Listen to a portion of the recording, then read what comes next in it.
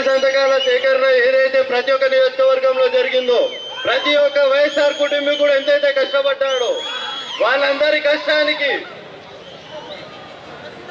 ప్రతి ఒక్కరి కష్టానికి, ప్రతి ఒక్కరి కార్యకర్త కావచ్చు, నాయకులు కావచ్చు, పడిన కష్టానికి ఫలితం అక్కడ ట్రక్కులో ఉందని చెప్తా ఉన్నాను. ఈరోజు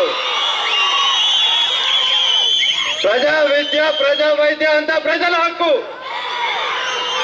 మీరిచ్చిన డబ్బులతోనే మీకోసం కాలేజ్ కట్టలేని ఈ ప్రభుత్వం ఒక ప్రభుత్వం అని అడుగుతున్నా. మీ దగ్గర వేల కోట్లు ట్యాక్సులు తీసుకుంటా ఉన్నారు. ట్యాక్సులు తీసుకున్న వాళ్ళు మీకోసం కాలేజీలు కట్టలేరా? కట్టిన కాలేజీ ప్రైవేటైజేషన్ చేస్తున్నారు అని కూడా ఈరోజు అడుగుతా ఉన్నాను.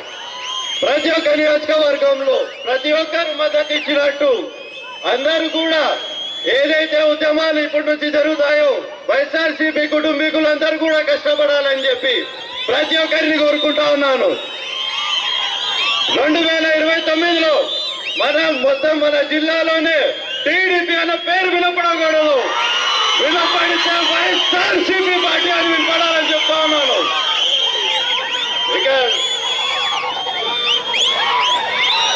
ప్రతి ఒక్కరికి నాకు ఇచ్చిన అవకాశం ఇచ్చిన ప్రతి ఒక్కరికి కూడా, పెద్దలకు అందరు కూడా చేతులెత్తి నమస్కరిస్తున్నాను.